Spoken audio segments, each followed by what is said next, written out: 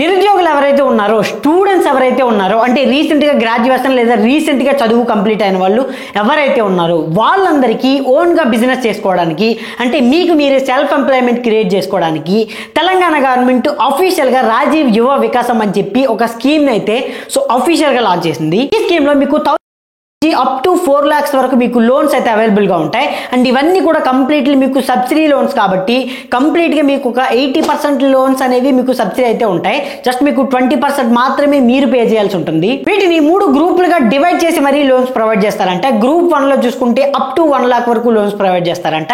So group 2లో చూసుకుంటే 2 lakhs వరకు, గ్రూప్ 3లో చూసుకుంటే 3 lakhs వరకు లోన్స్ అయితే ప్రొవైడ్ చేస్తారు.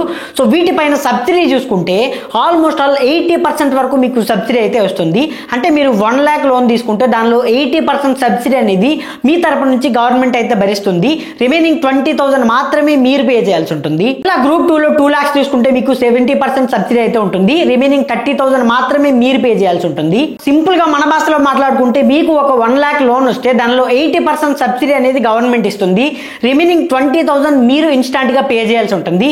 లేదా ఈ 20,000 కూడా మీరు ఈఎంఐ లో కూడా తీసుకోవచ్చు. ఇది అందరికీ వస్తుందా, ఎవరెవరు ఎలిజిబిలిటీ అనేది కష్టంగా మనం చెప్పలేము. బట్ మీకు నీడ్ అనుకుంటే మాత్రం డెఫినెట్ గా ఎలా అప్లై చేయాలో, ఏం చేయాలో వీడియోలో నేను క్లియర్ గా చెప్తా. సో డెఫినెట్ గా వీడియోని కష్టంగా ఎండ్ వరకు చూడండి. ప్రతి ఒక్కరు కూడా అప్లై చేయండి.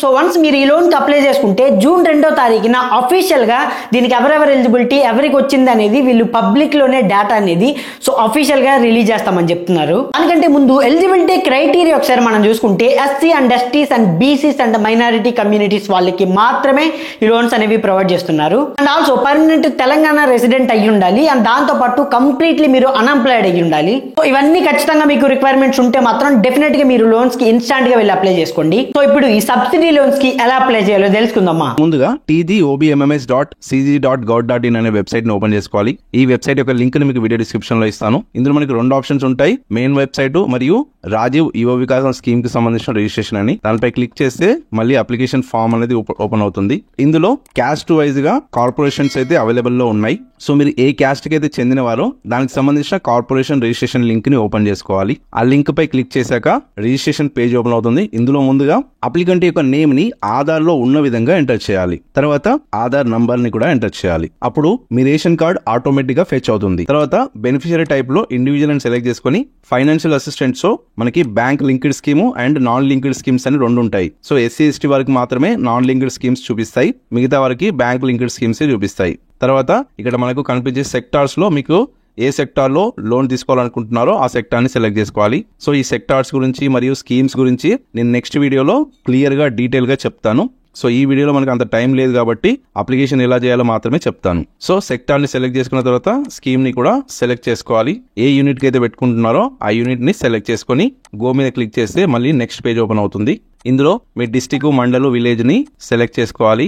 ఆ తర్వాత మీ యూనిట్ కాస్ట్ ఎంత ఉంటుందో అది సెలెక్ట్ చేసుకోవాలి. అయితే మనకి ఇక్కడ minimum unit cost and maximum unit cost అయితే ఇవ్వడం జరిగింది. ఇందులో మీరు ఎంతైతే అమౌంట్ పెట్టుకోవాలనుకుంటున్నారో పెట్టుకోవచ్చు. సో మీరు పెట్టుకున్న అమౌంట్ ను బట్టి సబ్సిడీ ఎంత వస్తుంది, మనం బ్యాంక్ లోన్ ఎంత తీసుకోవాలని చూపిస్తూ ఉంటుంది. తర్వాత మీ రీజనల్ బ్యాంక్ ని సెలెక్ట్ చేసుకోవాలి. అంటే మీ దగ్గరలోని బ్రాంచ్ లేదా మీరు కలిగి ఉన్న బ్యాంక్ ఏదైతే ఉంటుందో ఆ బ్యాంక్ బ్రాంచ్ సెలెక్ట్ చేసుకోవాలి. సో ఆటోమేటిక్ గా ఐఎఫ్ఎస్సి కోడ్ కూడా ఫెచ్ అవుతుంది. అండ్ మీ దగ్గర ఒకవేళ పాన్ కార్డ్ ఉంటే పాన్ కార్డ్ నంబర్ ఎంటర్ చేయొచ్చు. ఒకవేళ లేకపోతే అది ఆప్షనలే, వదిలేసినా సరిపోతుంది. తర్వాత ఫాదర్ నేమ్ ఎంటర్ చేసి ఫిజికల్ హ్యాండిక్యాప్డ్ వాళ్ళైతే ఎస్ అని పెట్టేసి Sadarem certificate number, disability type and వాటి పర్సెంటేజ్, సబ్ డిజాబిలిటీ ఎంటర్ చేయాల్సి ఉంటుంది. ఒకవేళ అంగవైకల్యం లేకపోతే నో అని పెట్టేసి జెండరు మరియు గ్రామీణ ప్రాంతాల వారు, పట్టణ ప్రాంతాల వారు సెలెక్ట్ చేసుకుని క్యాస్ట్ ఏదైతే ఉంటుందో అది సెలెక్ట్ చేసుకోవాలి. ఆ తర్వాత క్యాస్ట్ సర్టిఫికేట్ నంబర్ ని కంపల్సరీగా ఎంటర్ చేయాల్సి ఉంటుంది. So caste certificate number enter చేయగానే డీటెయిల్స్ అనేది ఆటోమేటిక్గా ఫెచ్ అవుతాయి. ఆ తర్వాత మీ క్వాలిఫికేషన్ ని సెలెక్ట్ చేసుకుని ఇన్కమ్ సర్టిఫికేట్ నంబర్ కూడా మనకి మ్యాండేటరీ అయితే ఇవ్వడం జరిగింది. అయితే ప్రెసెంట్ క్యాస్ట్ ఇన్కమ్ సర్టిఫికేట్లు ఓల్డ్వి ఇచ్చినా కూడా, అంటే ప్రీవియస్ ఇయర్ కానీ అంత ముందుకి ఇయర్ కానీ నంబర్స్ ఎంటర్ చేసినా కూడా అప్లికేషన్ అయితే తీసుకుంటుంది.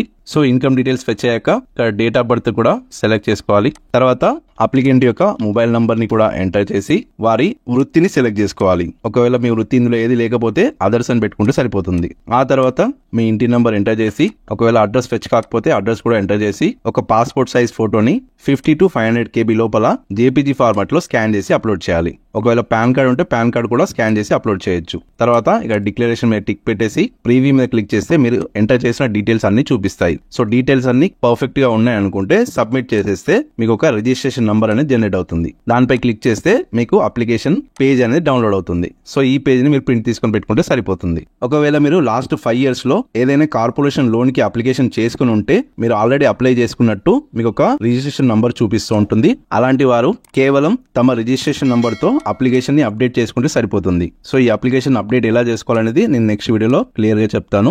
అండ్ రేషన్ కార్డ్ ఫెచ్ అవుతుంది కాబట్టి ఒక రేషన్ కార్డ్ కి ఒక ఫ్యామిలీ మెంబర్ మాత్రమే దరఖాస్తు చేసుకునే అవకాశం ఉంటుంది. సో ఫైనల్ గా ఇక్కడ మీరు ప్రివ్యూ పైన క్లిక్ చేసి జస్ట్ అప్లికేషన్ సబ్మిట్ చేస్తే మీకు ఒక PDF ఫైల్ అయితే వస్తుంది.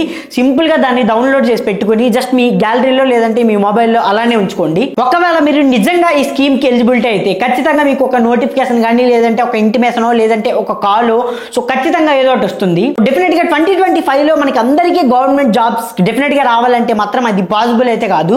సో ఒకవేళ ఎవరైనా కొత్తగా బిజినెస్ స్టార్ట్ చేయాలనుకున్నా కూడా డెఫినెట్ గా వాళ్ళకి ఈ సబ్సిడీ లోన్స్ అనేవి చాలా చాలా హెల్ప్ అవుతాయి. అంటే ఆల్మోస్ట్ ఆల్ 80% మనకి సబ్సిడీ వస్తుందంటే డెఫినెట్ గా అది మనకి చాలా చాలా రిక్వైర్మెంట్ అయితే డెఫినెట్ గా ఉంటుంది కాబట్టి సో ప్రతి ఒక్కరు కూడా అప్లై చేసుకోండి. దీని గురించి మీకేమనిపించిందో కమెంట్ సెక్షన్ లో కమెంట్ చేయండి.